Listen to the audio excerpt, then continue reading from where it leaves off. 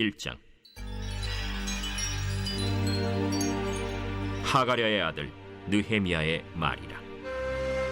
아닥사스다 왕 제20년 기슬르월에 내가 수산궁에 있는데 내 형제들 가운데 하나인 하나니가 두어 사람과 함께 유다에서 내게 이르렀기로 내가 그 사로잡힘을 면하고 남아있는 유다와 예루살렘 사람들의 형편을 물은즉 그들이 내게 이르되 사로잡힘을 면하고 남아있는 자들이 그 지방 거기에서 큰 환난을 당하고 능욕을 받으며 예루살렘 성은 화무로 치고 성문들은 불탔다 하는지라.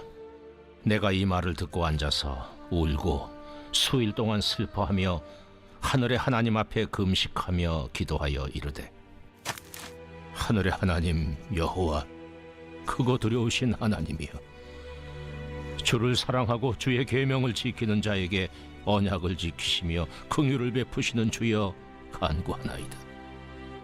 이제 종이 주의 종들인 이스라엘 자손을 위하여 주야로 기도하오며 우리 이스라엘 자손이 주께 범죄한 죄들을 자복하오니 주는 귀를 기울이시며 눈을 여시사 종의 기도를 들으시옵소서. 나와 내 아버지의 집이 범죄하여 주를 향하여 크게 악을 행하여 주께서 주의 종 모세에게 명령하신 계명과 율례와 규례를 지키지 아니하였나이다.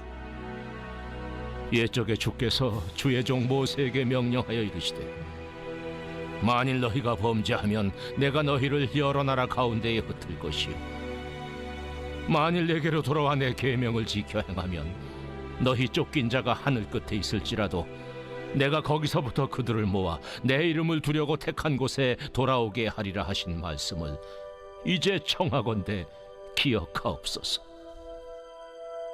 이들은 주께서 일찍이 큰 권능과 강한 손으로 구속하신 주의 종들이요 주의 백성이니이다. 주여 구하오니 귀를 기울이사 종의 기도와 주의 이름을 경외하기를 기뻐하는 종들의 기도를 들으시고 오늘 종이 형통하여 이 사람 앞에서 은혜를 입게 하옵소서 하였나니 그때에 내가 왕의 술관원이 되었느니라. 오늘 제목은 성벽 때문에 울었던 사람, 그런 제목이 됩니다. 사람들은 여러 가지로 울곤 하죠. 결혼식 때 울기도 하고 때로는 장례식 때 울기도 하고, 그죠? 외로울 때도 울고 아플 때도 울고, 어떤 사람은 드라마 보고 울고. 근데 오늘은 무너진 성벽 때문에 울었던 한 남자의 이야기, 아시는 대로 느헤미야입니다. 페르시아 제국의 술 맡은 관원장 이 느헤미야는 이 직분 자체가 왕의 총애를 받고 왕과 가까이 늘 왕 앞에 들어갔다 나왔다 해야 되기 때문에 대단히 중요한 직책인데 그 직위에서 물러나서 예루살렘 성벽을 재건하는 그런 일을 하게 됩니다. 성벽을 재건하는 이 배경은 여러분 아시죠? 이스라엘이 열왕기 시대에 매우 타락하고 하나님 멀리하고, 그래서 바벨론의 포로가 되어 70년 동안 지내다가 예레미야의 예언대로 본토로 귀환하기 시작을 했는데, 오늘 본문이 이제 세 번째 귀환에 관한 이야기죠. 첫 번째는 스룹바벨이 이끌었는데 예루살렘 성전을 재건했죠. 두 번째는 예루살렘의 영적인 부흥을 일으킨 엘리야의 귀환, 그죠?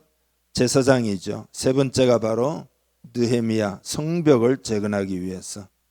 그래서 유다의 총독이라고 하는 직분을 이제 받아가지고 와서 성벽을 재건하고 그리고 백성들의 영적인 삶을 재건하는 일에 헌신을 했습니다. 성벽이라고 하는 거는 우리 지금 현재로 치면 국방 이런 거죠. 약탈자와 다른 적들의 공격으로부터 보호하는 것이기 때문에 매우 중요한 것이죠. 여러분, 오늘날에도 영적으로 무너진 성벽, 그게 뭐 나라일 수도 있고, 그게 뭐 교회일 수도 있고, 가정일 수도 있고, 한 개인일 수도 있는데, 그 성벽을 재건할 사람을 하나님은 세우기를 원하시는 거죠. 여러분, 우리는 다시 성벽을 쌓아 올려야 합니다. 그죠? 성벽이 많이 무너져 내렸기 때문입니다. 신앙이 인본주의나 자유주의 영향을 받아가지고 세속화되었고, 때로는 이념의 영향을 받아가지고 이념이 복음보다 훨씬 더 위에 있는 그런 교회도 많고, 욕심에 이끌리거나 영적으로 무뎌진 사람들도 많습니다. 그래서 성벽을 다시 쌓아 올려야 합니다. 그렇지 못하면 우리의 적들이 마음껏 약탈하게 되는 거죠. 그래서 느헤미야가 동생으로부터 예루살렘의 소식을 전해 듣고는 그래서 울었다 이 말, 울었다. 그러니까 어떤 식으로든 울면서 성벽을 쌓아 올려야 한다, 그렇게 생각을 했습니다. 이 느헤미야는 어떤 사람인가 하면은 오늘 세 가지를 여러분과 나눌 텐데요. 첫째는 목적 의식의 사람입니다. 느헤미야가 될 수 있었던 것은 바로 이 목적 의식입니다. 여러분, 좀 옛날인데 타임지가 1986년도 인물로 선정한 코라손 아퀴노 필리핀 대통령, 여러분 기억나시죠? 남편의 죽음이라고 하는 슬픔을 딛고 일어나서 당시에 뭐 사나운 독재자라고 부를 수 있겠죠. 마르코스와 대결을 한 것, 그죠? 그래서 당시 필리핀 대통령직은 세상에서 가장 힘든 대통령직이라고 불렸는데 그 위치를 잘 지켜냈고, 공산주의자와 마르코스 세력의 저항과 방해들 다 지혜롭게 이겨냈는데, 타임지와의 회견에서 이렇게 이야기를 했습니다. 하나님은 우리들 한 사람 한 사람에 대한 목적을 가지셨습니다. 하나님이 나에게 주신 목적이 무엇인지를 깨닫는 것이 가장 중요한 것이며 이것이 인간을 가장 행복하게 합니다. 그렇게 이야기를 했습니다. 여러분, 요즘 뭐 잘 알려진 목회자죠. 존 파이퍼는 하나님 세 가지를 말해서 하나님은 나에게 생명을 주셨습니다. 또 하나님은 나에게 삶의 목적을 주셨습니다. 그리고 하나님은 나에게 사랑을 주셨습니다. 이렇게 말했어요. 예, 생명을 주셨고 그 이유는 삶의 목적을 이루라. 또 삶의 목적을 이루려면 사랑이 필요하다. 세 가지를 하나님 주셨다. 메가더 장군도 이랬습니다. 단순히 오래 산다고 해서 늙는 것이 아니다. 사람이 늙어가는 이유는 목적과 비전을 잃어버렸기 때문이다. 세월은 피부를 주름지게 할 뿐이지만 목적 없는 무관심한 생활은 영혼을 주름지게 한다 라고 이야기를 했습니다. 여러분, 또 유명한 토저 같은 분은 이렇게 이야기했어요. 우리는 정해진 길을 여행한다. 우리는 정해진 길을 여행한다. 목적에 따라 산다. 그 인생의 목적이 뭐냐에 따라 그 인생이 그렇게 산다. 그런 이야기. 예수님도 당연히 목적 의식을 가지고 이 땅에 사셨죠. 내가 온 것은 양으로 생명을 얻게 하고 더 풍성히 얻게 하려는 것이다 라고 이야기했습니다. 그러니까 여러분, 영이 건강하게 살려면 목적 의식이 분명한 건지 매 순간 체크하며 살아야 합니다. 우리의 원수 사탄은 최종 목적이 뭐냐? 우리의 목적 의식을 불분명하게 만드는 게 최종 목적이에요. 그래서 하나님의 나라와 하나님의 뜻이 이루어지지 않도록 해방하는 거죠. 우리 모든 크리스찬들은 다 영적 본능으로 하나님 앞에 쓰임 받기를 원합니다. 그죠? 예수 믿으면 다 그런 영적 본능이 있습니다. 왜냐하면 예수 그리스도의 피 흘리심의 은혜를 입었기 때문에 그런 거죠. 그렇지만 하나님을 진짜 섬기는 것은 쓰임 받을 수 있는 사람으로 성장하는 것이 필요한데, 그래서 목적의식이 분명한 사람으로 성장해야 할 줄 믿습니다. 여러분, 다시 목적의식을 가지기를 축복합니다. 영적으로 여러분이 성장하는 목적을 가지기를 바랍니다. 교회를 세우는 목적을 가지기를 바랍니다. 정기적으로 아멘 좀 하면 얼마나 좋을까요? 예. 정기적으로 말씀과 기도로 하나님이 임재 앞에 머무르는 사람이 되는 목표를 가지기를 바랍니다. 이 시대의 성벽을 쌓아 올리는 일에 하나님의 소명을 받아들이고 구체적으로 헌신하는 것을 목표로 삼기를 바랍니다. 여러분이 할 수 있는 것, 지금 내가 할 수 있는 것, 그죠? 친절하게 말 한마디 할 수 있는 것이고, 한마디의 기도를 할 수 있는 것이고, 또 간단한 섬김을 할 수 있는 것이고, 그런 것부터 출발을 해야 된다. 두 번째로 느헤미야는 관심의 사람이었습니다. 동생 하나니가 예루살렘에서 돌아왔을 때 적극적으로 예루살렘의 형편이 어떠하더냐라고 물었습니다. 그러니까 하는 이야기가 포로 생활에서 살아남아 돌아온 자들은 큰 환난과 굴욕을 지금 당하고 있다는 겁니다. 예루살렘 성은 무너졌고 그리고 성벽들은 다 불탄 채로 있다. 이 말을 들은 느헤미야가 앉아서 여러 날 동안 하나님 앞에서 울면서 그죠? 슬퍼하고 금식하며 기도했다 그런 거죠. 여러분, 어떤 사람들은 무슨 일이 일어나는지를 알고 싶어 하지 않습니다. 왜냐하면 정보를 얻으면 뭔가 마음에 부담이 되고 의무감을 느끼게 될지도 모르기 때문이죠. 1987년도 에이즈 홍보 캠페인 슬로건이 무지로 죽지 마세요 였습니다. 여러분 기억할 수도 있습니다. 무지로 죽지 마세요. 그러니까 이건 건강뿐만 아니라 삶의 여러 영역에도 적용될 수 있습니다. 다 무관심하면 다 죽는 거죠. 느헤미야의 직책은 여러분 아까 말씀드린 대로 굉장히 높은 직책이고 왕의 면전에 자주 드나들기 때문에 큰 영향력을 행사할 수 있는 사람입니다. 근데 그가 그런 걸 제쳐놓고 예루살렘에 대해서 큰 관심을 가졌다. 그거는 여러분 그 관심, 그 사명의 사람이기 때문입니다. 고고학적인 발굴이 그 페르시아에 있었는데 이 수상궁이잖아요.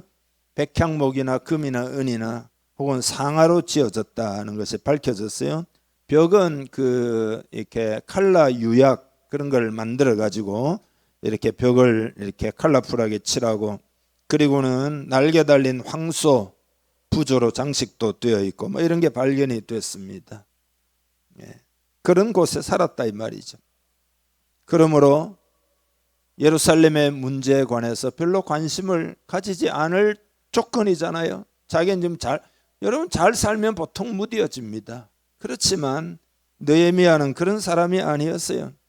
예루살렘이 어떻게 돌아가고 있는지 그 형편을 물었다. 관심을 가지고 질문을 할 만큼 충분히 신경을 썼고 그리고 개입할 만큼 충분히 헌신이 되어 있었습니다. 보통 사람들은 왜 그렇게 무관심한 걸까요?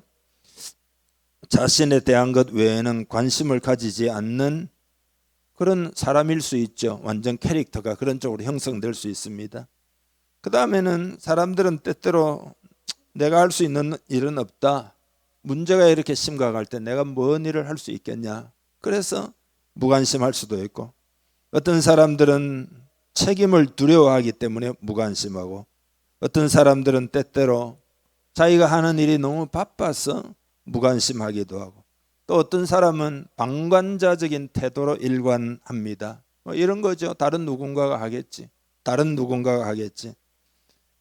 방관자의 죄는 너무나 큰 것임을 깨달아야 합니다. 대표적으로 빌라도가 있죠. 손을 사싹 씻으면서 나하고는 관계가 없다. 당신들이 하라고 해서 한다. 방관자의 그러니까 우리가 오늘 또 고백하지 않았습니까? 본디오 빌라도 빌라도로 인해서 예수님이 어떤 고통을 받았는지. 성경에 보면은 강도 만난 사마리아인을 제사장과 레위인들은 그냥 보고 지나쳤다. 그런 이야기입니다. 반면에 마태복음 25장 40절에 보면은 내 형제 자매 중에 지극히 작은 자 하나에게 한 것이 곧 나에게 한 것이니라. 지극히 작은 자에게 한 것이 나에게 한 것이다. 주님이 그렇게 말씀하셨습니다. 하나님은 우리에 대해서 방관하지 않으시죠. 시편 139편에 보면 주께서 나의 앉고 일었음을 아시며 멀리서도 나의 생각을 통촉하시오며 그런 하나님이시다. 여러분을 일일이 아시고 여러분의 관심과 여러분의 상처와 여러분의 취미와 여러분의 마음의 간절한 소원과 여러분의 작은 기도 소리도 하나님은 다 아신다. 그런 겁니다.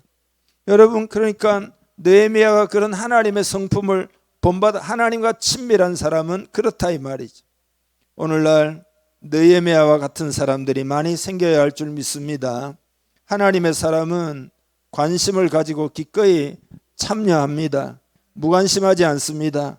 너무 바쁘지도 않고 다른 사람이 할 거야 라고 말하지도 않습니다. 느헤미야는 기꺼이 질문하고 기꺼이 참여하고 기꺼이 헌신하고, 성령님은 여러분 마음에 항상 부담을 주십니다. 그런 방식으로 역사하십니다. 성령님을 소멸하지 말라 그랬잖아요. 성령이 여러분 마음에 부담을 줄 때 기도부터 하기를 바랍니다. 응답하기를 바랍니다. 예수님 마태복음 9장 36절에 보면 무리를 보시고 불쌍히 여기시니 이는 그들이 목자 없는 양과 같이 고생하며 기진함이라. 이에 제자들에게 이르시되 추수할 것은 많되 일꾼이 적으니 그러므로 추수하는 주인에게 청하여 추수할 일꾼들을 보내주소서 하라. 적어도 추수할 일꾼들을 하나님 보내주세요라고 기도하는 사람이 되고 그런 일꾼들이 많아지기를 원한다. 그런 거죠. 관심의 사람이었다. 여러분, 관심의 사람이 되기를 축복합니다. 세 번째로는 기도의 사람이었다. 걱정만 하고 있지는 않았어요. 여러분, 만약에 느헤미야서를 느헤미야의 자서전이라고, 자서전이 아니지만 그렇다 치면은, 그런 관점에서 보면 기도가 느헤미야의 자서전에 가득합니다. 보통 남자들은 기도는 여성들이 하는 것이라는 막연한 통념을 가지고 있어요. 느헤미야는 남자였고 바울도 남자였고 예수님도 남자였습니다. 그래서 아까 읽은 4절에 내가 이 말을 듣고 앉아서 울고 수일 동안 슬퍼하며 하늘의 하나님 앞에 금식하며 기도하여 그랬잖아요. 여러분이 예를 들어 이렇게 걱정스러운 일이 있을 때 그 걱정에만 몰입하고 있으면은 하나님이 주시는 평강이 여러분 마음에 떠났다는 뜻입니다. 빨리 걱정 근심을 간절한 기도로 바꿔야 됩니다. 걱정 근심이 있다는 것은 뭔가 짐이 있다는 거잖아요. 빨리 하나님 앞에 무릎 꿇기를 바랍니다. 그게 신호예요. 무거운 부담을 주실 때도 기도하라는 사인입니다. 이 훈련이 되어 있기를 바랍니다. 걱정만 하는 것은 아무 도움이 안 되고, 또 하나님이 계시는데 우리는 그렇게 하면 안 됩니다. 아니, 하나님이 계시는데 걱정만 하고, 아이가 엄마가 옆에 있는데 아이고 오늘 점심은 누가 주나, 아이고 오늘 저녁은 누가 주나, 아이고 이거 내일은 어떻게 사냐. 그러면 엄마가 어떤 생각을 가지겠습니까? 엄마가 얼마나 섭섭하겠어요. 엄마라는 게 뭔지 모르는구나, 큰일 났다 이럴 거 아니에요. 기도로 바꿔야 합니다. 그게 하나님의 자녀예요. 그게 하나님의 일꾼입니다. 그래서 기도한다 이 말이죠. 기도한다. 하늘의 하나님, 크고 두려우신 하나님이여, 주를 사랑하고 주의 계명을 지키는 자에게 언약을 지키시며 긍휼을 베푸시는 주여 간구하나이다. 그러니까 하나님을 기도할 때 크고 두려우신 하나님으로 고백하고 있습니다. 여러분, 우리도 그래야 합니다. 하나님을 크고 두려운, 하나님을 경외해야 할 줄로 믿습니다. 다 하나님을 경외하기를 바랍니다. 하나님을 경외하는 자를 하나님 축복하십니다. 시편 103편 17절에 여호와의 인자하심은 자기를 경외하는 자에게 영원부터 영원까지 이르며 그의 의는 자손의 자손에게 이르리니. 하나님 경외하면 자손들까지도 축복한다. 그런 거죠. 말라기 3장 16절에 그때 여호와를 경외하는 자들이 피차에 말하며 여호와께서 그것을 분명히 들으시고 여호와를 경외하는 자와 그 이름을 존중히 여기는 자를 위하여 여호와 앞에 있는 기념책에 기록하셨느니라. 여호와를 경외하는 자를 하나님 앞에 있는 책에다가 그 이름들을 기록한다 이 말이죠. 아브라함에게도 이제야 네가 나를 경외하는 줄 알겠다, 이렇게 인정을 하셨잖아요. 두 번째로 언약을 의지하여 기도합니다. 그러니까 하나님의 사람들은 누구냐? 하나님의 약속으로 동기부여를 받고 힘을 얻는 사람들이다. 여러분 그런 사람이기를 축복합니다. 8절을 읽어봅시다. 옛적에 주께서 주의 종 모세에게 명령하여 이르시되 만일 너희가 범죄하면 내가 너희를 여러 나라 가운데에 흩을 것이요 만일 내게로 돌아와 내 계명을 지켜 행하면 너희 쫓긴 자가 하늘 끝에 있을지라도 내가 거기서부터 그들을 모아 내 이름을 두려고 택한 곳에 돌아오게 하리라 하신 말씀을 이제 청하건대 기억하옵소서. 하나님을 막 깨우는 거죠. 하나님이 이렇게 약속하지 않았습니다. 요게 신명기 30장 레위기 26장을 인용해서 지금 기도하는 거거든요. 거기에 하나님이 모세에게 하신 약속을 붙들고 지금 느헤미야가 그래서 그 하나님의 약속의 동기부여를 받고 힘을 얻고 그리고 기도한다 이 말이죠. 그 내용에 이스라엘이 하나님께 돌아오면 그것이 무슨 하늘 끝에 가 있을지라도 전혀 불가능할지라도 하나님께로 마음을 돌아오면은 그러면 그 계명을 지켜 행하면 하나님이 회복시킨다, 축복하신다. 지금도 여러분 마찬가지입니다. 이 시대가 하나님께로 돌아가야 할 타이밍입니다. 한국교회 성도가 우리들이 하나님께로 돌아와야 할 타이밍입니다. 절대 놓치지 말기를 주님의 이름으로 축복합니다. 우리도 하나님의 약속을 의지하여 기도해야 됩니다. 지금 전국에 기도하는 사람들을 하나님이 계속 깨우고 있습니다. 그래서 성령의 음성을 들은 사람들이 깨어 일어나고 있습니다. 한 사람 한 사람. 여러분도 부담을 느껴야 할 줄 믿습니다. 하나님이 여러분에게 어떤 약속을 주시는지 그 약속으로 기도하기를 바랍니다. 저는 하나님이 요즘 주신 약속 가운데 하나 성경 구절이죠. 갈라디아 6장 9절 선을 행하되 낙심하지 말지니 포기하지 아니하면 때가 이르러 거두리라. 할렐루야. 이 약속을 붙들고 있습니다. 느헤미야가 약속을 붙들고 기도하니까 믿음이 크게 생겼습니다. 불가능한 상황이지만 할 수 있다라고 믿었어요. 하나님이 하시면 된다라고 생각을 했어요.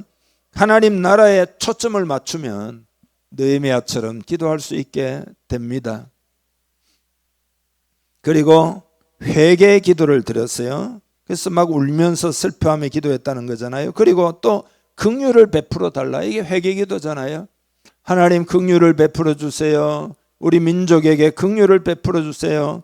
영이 깨어 있었기 때문에 회개의 내용이 분명해요. 6절 7절 다 같이 읽겠습니다. 6절 7절입니다. 다 같이 읽습니다. 이제 종이 주의 종들인 이스라엘 자손을 위하여 주야로 기도하며 우리 이스라엘 자손이 주께 범죄한 죄들을 자복하오니 주는 귀를 기울이시며 눈을 여시사 종의 기도를 들으시옵소서. 나와 내 아버지의 집이 범죄하여 주를 향하여 크게 악을 행하여 주께서 주의 종 모세에게 명령하신 계명과 율례와 규례를 지키지 아니하였나이다. 아멘. 회개는 죄책감에 눌려서 하는 기도가 아닙니다. 정죄의식에 눌려서 아이고 회개해야 되겠구나. 정죄의식은 하나님이 주시는 게 아닙니다. 여러분. 그리스도 예수 안에 있는 자에게는 결코 정죄함이 없나니. 그러니까 하나님 주는 게 아니에요. 또 그게 회개 기도도 아닙니다. 만약에 여러분이 죄책감에 눌려서 기도하면은요 구체성이 다 사라져요. 그냥 얼렁뚱땅 뭔가 잘못된 것 같아. 그렇게 회개하는데 그건 회개가 아닙니다. 회개는 하나님의 진리의 빛이 여러분에게 확 비추어져 가지고 여러분의 영이 깨어 일어나서 메시지를 들을 때 진리가 여러분에게 확 여러분을 깨워야 됩니다. 영혼을 깨워야 됩니다. 여러분의 영이 깨어 일어나기를 바랍니다. 그래서 진리의 빛이 비추어져 가지고 그러면 어떻게 되느냐? 하나님을 떠난 부분이 다 밝혀진다 이 말이죠. 그런 것을 찾아가지고 기도하는 것이 이 회개의 기도입니다. 진리의 도전이 가슴을 깨우치고 그죠? 그런 도전이 있어야 한다. 그래서 느헤미야도 우리가 하나님의 율례, 규례 이런 것들을 많이 어겼다. 원인이 뭔지 깨우치고 기도했단 말이지. 그리고 여호와께로 돌아오면 하늘 끝에 있을지라도 회복시켜 주신다는 것을 믿고 기도했다. 이런 것들을 너무 분명하게 알고 있어요. 느헤미야는. 그러니까 희미한 게 하나도 없어요. 하나님의 약속을 알고 하나님이 왜 지금 우리가 이 어려움을 당하는지, 무엇을 원하시는지 그 마음에 여러분이 영이 깨이면은 다 알게 돼요. 영적으로 아는 거란 말이죠. 그러나 영이 깨어있지 않으면은 무슨 소리를 해도 다 모르게 되는. 깨어 일어나기를 축복합니다. 영이 깨어 일어나기를 축복합니다. 앤드류 머레이가 기도라는 책을 썼는데 이렇게 이야기를 했습니다. 우리의 기도는 대부분 모호하고 무의미합니다.